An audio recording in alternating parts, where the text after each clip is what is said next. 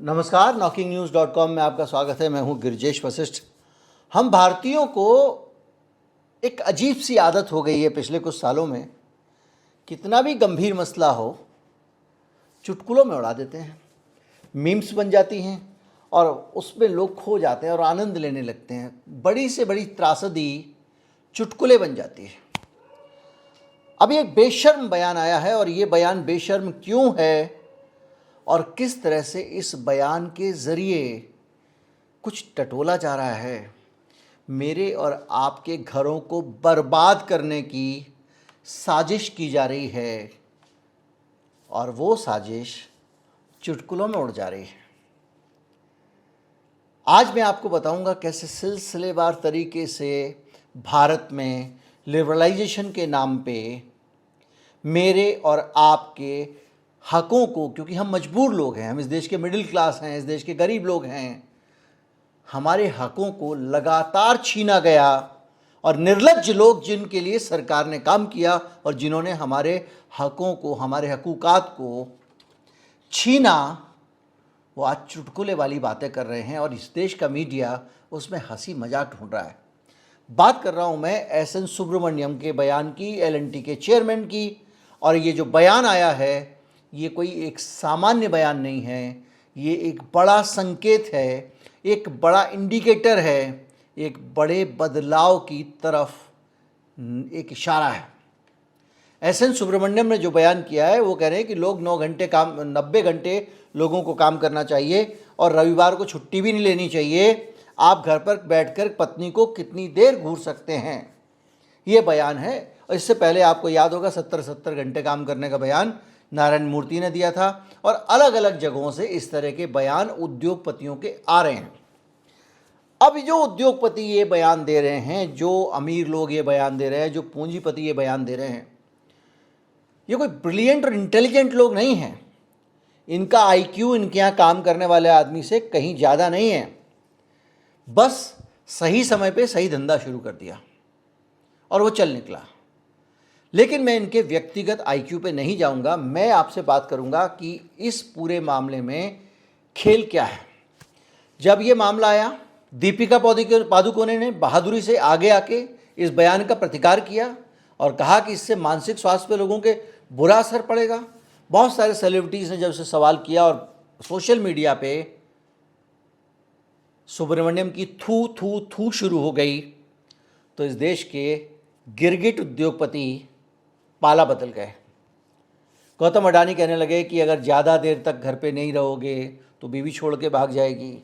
महिंद्रा साहब कहने लग गए कि आप काम के घंटे क्वालिटी देखो, क्वांटिटी मत देखो। एमक्योर की नमिता थापर कह रही हैं कि ये बकवास है। अनुपम मित्तल कह रहे हैं, शादी.com वाले, उनका कहना है कि वर्क लाइफ हार्मनी की वकालत कर रहे हैं वो। भाविश अग्रवाल ओला वाले, जिनसे ढंग का स्कूटर नहीं बनाया गया आज तक, वो अलग अलग तरह की बातें करें। कुल मिला के ये सारे के सारे मेरिको इंडस्ट्री वाला, भारत शेविंग कंपनी वाला, सब लोग आ गए हैं और अब तालियां बटोरने के चक्कर में। लेकिन भाई साहब, आप जो अडानी साहब हैं या ये भावेश मित्तल है या बजाज साहब हैं, ये जितने भी लोग हैं, ये जो बड़ी बड़ी बातें कर रहे हैं, इन लोगों के रहते, इन लोगों के कारण, इन लोगों के दबाव से और इन लोगों को खुश करने के लिए इस देश की सरकार ने इस देश के मज़दूरों की, मज़दूर मतलब मैं और आप, मिडिल क्लास, वो नहीं जो आपके यहाँ पे मकान बनाने आता है, उनकी कमर तोड़ी, उनके शोषण के रास्ते खोले, उनकी ज़िंदगी में उनका बैंड बजाया और लगातार उनकी खाल छीलने का काम किया। और ये जो कुछ आपके सामने हो रहा है ना, ये जो उदाहरण आ रहे हैं, ये उसका एक्सटेंशन है। अभी तक इन्होंने जिस तरह से हमको घूंट दिया, हमको मार दिया, हम अभावों में जी रहे हैं। हर तरफ देख रहे हो, इंजीनियर चाय वाला, उसको चाय बेचने का शौक़ नहीं है। फार्मासिस्ट पोहे वाला, उसको पोहे बेचने का शौक़ नहीं है। IITian गोलगप्पे वाला, ये जो लोग आसपास चारों तरफ देख रहे हो ना, हाईली एजुकेटेड क्लास, ये इसलिए देख रहे हो क्योंकि नौकरियों में एक्सप्लॉयटेशन इतना ज़्यादा है कि इस देश का नौजवान चाय बेचना पसंद कर रहा है। अब मैं आपको सिलसिलेवार तरीके से बताऊंगा कि किस तरह से इस देश के नौजवान का गला घोंटने का काम किया गया। अमेरिका की गोद में जैसे ही भारत की सरकार बैठी, वैसे ही गरीब और मजदूर किसान की गर्दनें काटने का काम शुरू कर दिया गया। मैं आपको बहुत सारे मामलों पे बहुत सारी चीज़ें दे चुका हूँ, लेकिन भारत में ये कैसे हुआ ये मैं पहले बताऊंगा। लेकिन उससे पहले मैं आपको ये बताऊंगा कि दुनिया के सभ्य और सुशील देशों में काम के घंटे क्या हैं। ये 70-72 घंटे, ये 90-90 घंटे की बात करने वाले जो ज़्यादातर समय उन विदेशों में बैठे रहते हैं, उन विदेशों की हालत क्या है उसको जाने। या तो ये हमको पाकिस्तान से भी बदतर बना देना चाहते हैं, क्योंकि पाकिस्तान में अभी काम के घंटे हमसे ज़्यादा हैं, और इनकी चल गई तो हमारे यहाँ ज़्यादा हो जाएंगे। खैर, और ये काम के घंटे ज़्यादा होने की जो बात होती है, इसको ये लोग करते हैं ड्रामा। और ये ड्रामा इस तरह करते हैं कि हमको एक संदेश देने की कोशिश करते हैं कि देखें ये कैसे रिएक्ट करेंगे। हम में से आधे तो किसी एक पार्टी के भक्त बन जाते हैं, दूसरे किसी एक पार्टी के चमचे बन जाते हैं, और हम सब ये भूल जाते हैं कि दो ही कौम हैं, एक गरीब और एक अमीर। सुनिए, भारत में काम के जो घंटे हैं, कानून के मुताबिक 48 घंटे तक काम लिया जा सकता है एक सप्ताह में।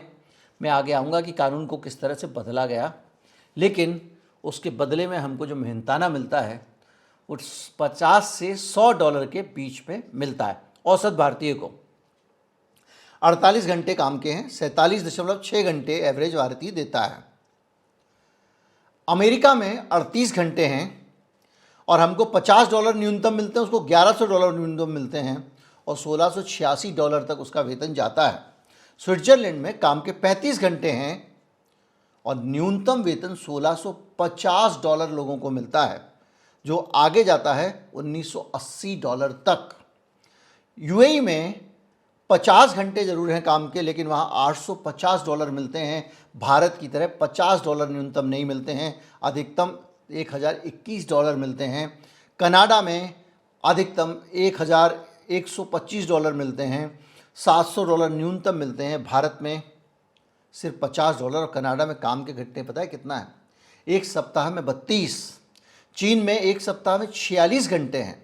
चीन को, जिसको कहा जाता है शोषण की राजधानी है, वहाँ पर भी भारत से कम काम लिया जाता है और भारत से 5 गुना ज़्यादा वेतन चीन के लोगों को मिलता है। ब्राज़ील में 39 घंटे हैं, हमारे 48 हैं, और वहाँ पर भी हमसे दुगना वेतन मिलता है।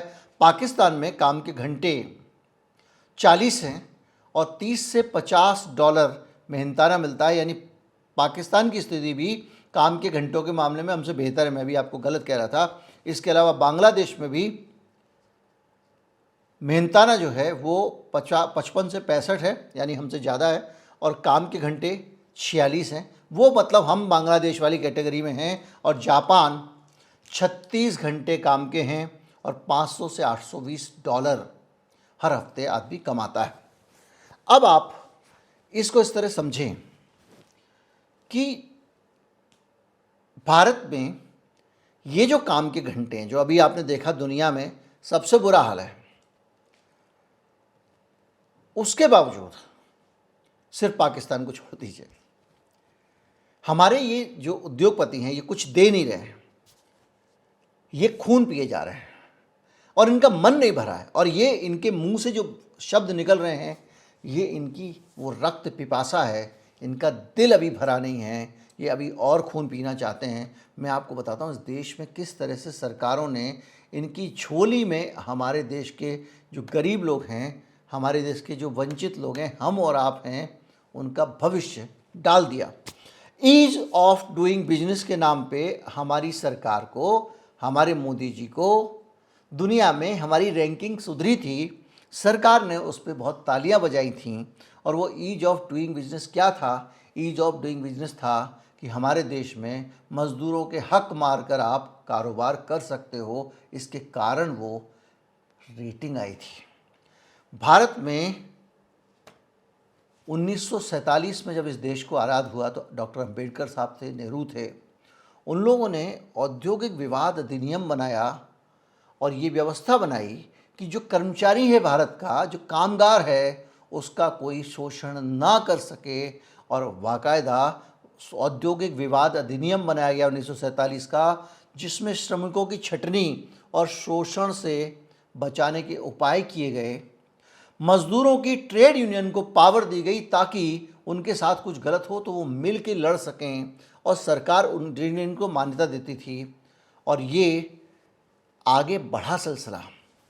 1950 से 60 के बीच में इस देश में मिनिमम वेजेस एक्ट आया, न्यूनतम कानून अधिनियम और सामाजिक सुरक्षा कानून दिया गया, जैसे पीएफ, ईएसआई वगैरह। 1970 से 80 के दशक में इस देश में ट्रेड यूनियन कानून मजबूत हुआ, ट्रेड यूनियन मजबूत हुई और उन्होंने श्रमिकों के अधिकारों के लिए काम किया, तो बहुत सारी जगहों पर नौकरी की सिक्योरिटी और दूसरी चीज़ें बढ़ी। और आज आप जो देखते हैं बहुत सारे श्रम कानून और दूसरी चीज़ें, ये उन मज़दूर यूनियनों की ताकत और सरकार के समर्थन के कारण बनी, जिसके कारण आज आप कुछ खाने पीने लायक जो लोग सरकारी नौकरियों में दूसरी जगहों पे वो कर पा रहे हैं। लेकिन ये जो अच्छी ज़िंदगी इस देश के कामगार की चल रही थी, उसको छीन लिया गया।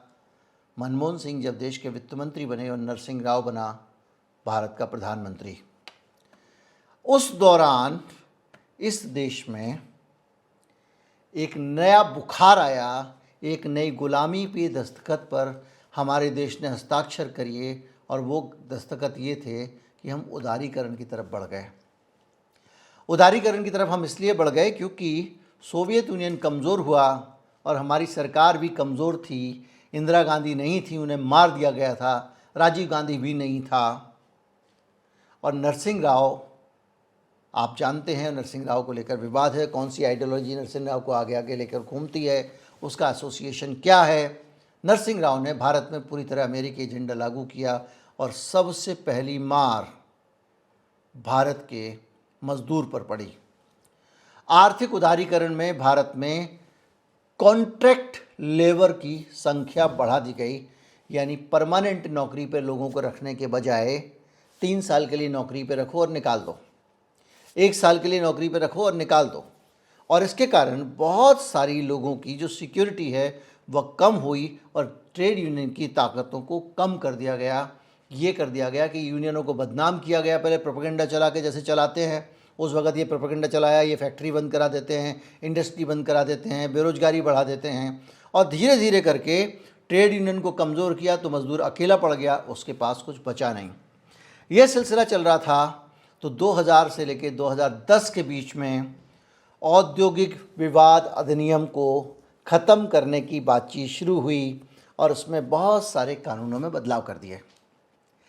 इस देश में स्पेशल इकोनॉमिक जोन करके कानून बनाए गए और उसके अंदर जो SEZ के अंदर फैक्ट्रियां हैं उनको श्रम कानूनों से मुक्ति दे दी गई और ट्रेड यूनियन को लेकर सख्ती बढ़ा दी गई। अब तक जो स्थिति हुई थी उसमें यह हुआ था कि हड़ताल करना गैर कानूनी घोषित कर दिया गया था।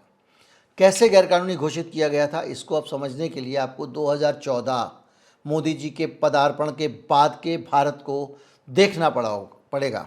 ट्रेड यूनियन को कमज़ोर करने के लिए क्या किया गया, ये कहा गया कि अगर कहीं पे कुछ होता है किसी फैक्ट्री में तो हड़ताल से पहले आपको 60 दिन का नोटिस देना पड़ेगा। ये श्रम संहिता लाए हैं मोदी जी, उसमें ठीक है भैया 2 महीने पहले नोटिस दे देंगे, लेकिन उस समय जब आप हड़ताल कर रहे हों देश में किसी भी सरकारी दफ्तर में और किसी भी अदालत में कोई याचिका या कोई मामला विचाराधीन नहीं होना चाहिए उस विषय पे जिस पे आप हड़ताल कर रहे हैं। यानी आप अगर हड़ताल पे जाने वाले हैं तो मालिक आपके खिलाफ एक केस दर्ज कर देगा और आप हड़ताल नहीं कर पाएंगे। इस तरह से मज़दूरों का जो एक बड़ा हथियार था कि हम इनका काम बंद कर देंगे अगर इन्होंने हमारे बारे में हमारी शोषण किया, हमारे साथ कुछ गलत किया, वो छीन लिया गया।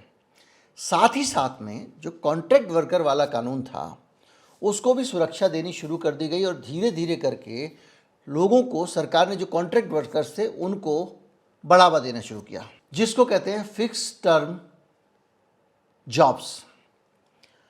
अब जो कंपनियां अभी तक श्रम कानूनों के ज़रिए दूसरी चीज़ों के ज़रिए लोगों का शोषण करती थी, अब वो फिक्स टर्म जॉब वाले फॉर्मेट में आ गई। 3 साल नौकरी करवाएंगी आपसे, 3 साल में कॉन्ट्रैक्ट आपका रिन्यू होगा। 3 साल नौकरी कराएंगी, 3 साल में कॉन्ट्रैक्ट आपका रिन्यू होगा। जिस दिन कॉन्ट्रैक्ट रिन्यू नहीं करेंगे उस दिन आपको राम राम। 3 महीने का नोटिस और बाद में वो 1 महीने के नोटिस में बदल गया कि आपको 1 महीने पहले बता देंगे कि भैया आप ये, और या फिर आपके हाथ में पकड़ाएंगे 1 महीने की सैलरी, निकल लो। बस इतनी ही नौकरी की सुरक्षा रह गई और सारा का सारा मामला छीन लिया गया। 2020 में औद्योगिक संबंध संहिता लाकर ईज ऑफ डूइंग बिजनेस हमारे मोदी जी ने लागू कर दिया। अब क्या किया कि कंपनियों के अंदर कितने कर्मचारी हैं इसके आधार पर कानून बदल दिया गया। देखिए, हम लगातार देख रहे हैं कि फैक्ट्रियों का और बिजनेस हाउसेस का साइज़ अब छोटा होता जा रहा है। पहले जो कंपनियां होती थी बड़ी बड़ी होती थी, ये पता लगा एक सूत कताई मिल है तो उसमें हज़ारों मज़दूर काम कर रहे हैं। अगर मान लीजिए एक टेक्सटाइल फैक्ट्री है, हज़ारों मज़दूर काम कर रहे हैं। अब फैक्ट्रियों का साइज़ छोटा होता है, तो फैक्ट्रियों का साइज़ छोटा होने के साथ में जो श्रम कानून है उनको भी उसी हिसाब से डिज़ाइन करना चाहिए था। लेकिन मोदी सरकार ने एक चाल चली। पहले ये था कि 100 कर्मचारियों से ऊपर की अगर कोई फैक्ट्री है तो उसके ऊपर सख्त श्रम कानून लागू होंगे, और वो अगर लोगों को नौकरी से निकालती है या उनकी छटनी करती है तो उसके ऊपर बाकायदा एक कानून लागू होगा छटनी के लिए, जो देश का कानून बना हुआ है। इन्होंने इस कानून को 300 लोगों के ऊपर कर दिया कि 300 से बड़ी फैक्ट्री होगी तब ही श्रम कानून लागू होगा। और 300 से बड़ी कभी कोई कंपनी इसलिए नहीं होगी क्योंकि सरकार ने एक दूसरा रास्ता उसको सुझा दिया। दूसरा रास्ता ये सुझाया कि आप ठेके पे आदमी रख लो, कॉन्ट्रैक्ट वर्कर्स, यानी आपको वो 3 साल के कॉन्ट्रैक्ट पे नौकरी पे रखेगा, उसके बाद निकाल देगा। अभी मैं जितनी बातें कर रहा हूँ इसमें काम के घंटे नहीं आ रहे होंगे, जहाँ पे ये पूरा का पूरा चिंतन शुरू हुआ। काम के घंटे पे से इन सब चीज़ों से जुड़े हुए मैं काम के घंटे पे अलग से बात करने वाला हूँ। तो इन्होंने क्या किया कि जो 300 कर्मचारियों की सीमा बना दी, और वो इसलिए नहीं हो सकता क्योंकि कॉन्ट्रैक्ट का सिस्टम आपने कर दिया। यानी अब जो काम कर रहा है आदमी वो ठेकेदारी प्रथा में कर रहा है, 3 साल का ठेका, वहाँ तक भी ठीक था। अब आउटसोर्सिंग का एक नया कंसेप्ट आ गया। अब एक कंपनी को अगर 300 क्या 3000 कर्मचारी भी चाहिए तो वो रखेगा ही नहीं अपने पास। वो किसी अलग कंपनी से कहेगा कि मुझे 250 कर्मचारी दे दो ये काम करने के लिए, और मैं प्रति कर्मचारी इतने पैसे दूंगा। वो कंपनी अपना 10-15% कमीशन लेके कर्मचारियों को आपको दे देगी, जैसे सिक्योरिटी गार्ड्स वगैरह के साथ होता है, आप देखेंगे। और उसके बाद उस आदमी के पास में कोई जॉब सिक्योरिटी नहीं रहेगी। यानी ये पूरा जो सुब्रमण्यम एंड कंपनी है, इनके खून पीने के इंतज़ाम लगातार किए जा रहे हैं हमारे देश में। लॉकडाउन के दौरान तो आपको पता ही है सारे श्रम अधिकारियों को रद्द कर दिया गया था। अब ये सीन जो होता है, इस सीन के साथ में एक और चीज़ आई श्रम संहिता में, काम के घंटे को लेकर। भारत में काम के घंटे को 48 की जगह फ्लेक्सिबल बनाने की व्यवस्था शुरू हो गई। अब जो कर्मचारी थे उनका ओवर टाइम कराया जा सकता था उनसे, उसकी छूट मिल गई। श्रम संहिता के तहत पहले भी करा सकते थे, लेकिन पहले नियम सख्त थे, अगर अतिरिक्त घंटे काम कराया तो दुगना वेतन देना पड़ेगा। तो जो काम करने के लिए 8 घंटे के लिए कर्मचारी आता था, उसकी सैलरी मान लीजिए 6000 रुपये थी। तो अब क्या किया इन्होंने, उस आदमी से कहा भाई 12 घंटे काम करना पड़ेगा और 6000 रुपये मिलेंगे। तो कहेगा माई बाप मारी डालोगे क्या? तो बोले ना, मैं आपको ओवर टाइम दे रहा हूँ। कैसे ओवर टाइम दे रहा हूँ? आपकी सैलरी 4000 रुपये है 8 घंटे की, और 12 घंटे के मैं आपको 6000 रुपये दे रहा हूँ। यानी मैं आपको 8 घंटे की सर्विस पे रखा हूँ और 4 घंटे में ओवर टाइम ले रहा हूँ। उतने ही पैसे में 12 घंटे काम करा रहे हैं। और ये करते करते इस देश में एक नया कल्चर शुरू हुआ 12-12 घंटे काम करने का। हम लोग 1 मई को हर साल मई दिवस मनाते हैं। मई दिवस क्यों मनाया जाता है? मई दिवस इसलिए मनाया जाता है कि शिकागो में 1884 के आसपास दुनिया के इतिहास में सबसे पहले ये तय किया गया कि मजदूर का काम का घंटा 8 घंटे होगा। 8 घंटे काम, 8 घंटे आराम और 8 घंटे रिक्रिएशनल लाइफ, यानी बीवी को घूरने की ये जो बात कर रहे हैं, इसके लिए 8 घंटे दिए गए। 8 घंटे सोने और आराम करने के लिए दिए गए और सिर्फ 8 घंटे काम करना है। ये दुनिया ने उस समय तय किया था। 100 साल पुरानी व्यवस्था है। आज भी international labour organization ILO Bharat सरकार की श्रम नीतियों को लेकर परेशान है और समय समय पर अपनी चिंता व्यक्त करता रहता है। तो ये जो सुब्रमण्यम 90 घंटे की काम करने की बात कर रहा है, ये यही चाह रहा है। अब ये 48 घंटे का नियम है। 48 घंटे के नियम को अभी बदलने की कोशिश की कर्नाटक की सरकार ने कॉल सेंटर्स के लिए, बाद में वो वापस लेना पड़ा उसको तमाम विरोध के बाद। अब 48 घंटे का मतलब होता है रोज के 8 घंटे, हफ्ते के 6 दिन। और अगर आप 12 घंटे करेंगे तो क्या होगा? 72 घंटे। जिसको 70 घंटे कहने के लिए वो नारायण मूर्ति तैयार था, जो वो कह रहा था। तो इस पूरी व्यथा कथा को समझें आप तो ये है कि आप और हम जितने घंटे काम कर रहे हैं उससे इस उद्योगपति का मन नहीं भर रहा है। ये हमको बैल की तरह जोतना चाहता है और ज़्यादा घंटे काम कराना चाहता है। ये चाहता है आदमी घर ना जाए, बीवी को क्या करोगे घूर के। ये लोग चाहते हैं कि आदमी घर ना जाए, ये लोग चाहते हैं कि आदमी वेतन ना ले, ये लोग चाहते हैं कि हम उसे जैसे चाहें काम कराएं, वो विरोध ना कर सके। ये लोग चाहते हैं कि हम इस आदमी को एकदम कोलू का बैल बना दें, तब भी ये चूं से चपड़ ना कर सके। और ये लोग ये भी चाहते हैं कि जब हम उसको नौकरी से निकालना चाहें तो जब चाहें निकाल दें, उसके बीवी बच्चे भूखे मरते हैं तो मरें। और आज ये स्थिति हो गई है कि इस कॉरपोरेट ने बूढ़े लोगों को काम पे रखना बंद कर दिया है। बूढ़े लोगों मतलब 40-45 साल की आपकी उम्र हुई, आपकी नौकरी गई, दूसरी कंपनी में आपको काम नहीं मिलेगा। एक आदमी को, और उसको भी नौकरी से निकालने का आपको पूरा अधिकार है। एक आदमी जिसने आपकी कंपनी में 20 से 25 साल दिए, इस कंपनी के निर्माण में जिसकी भूमिका है, जिसने इस कंपनी को खड़ा करने में योगदान दिया, 40 से 45 होने के बाद उसी कंपनी का HR डिपार्टमेंट कहता है इसको घर भेज दो, इसकी हमें ज़रूरत नहीं है। और वो आदमी कहीं रोना रोने भी नहीं जा सकता, क्योंकि सारे कानूनों को इस देश की सरकार ने, जिसका काम अपने देश के नागरिकों को न्याय दिलाना और संरक्षण देना था, उनको ख़त्म कर दिया है या उनको इतना कमज़ोर कर दिया है। Ease of doing business.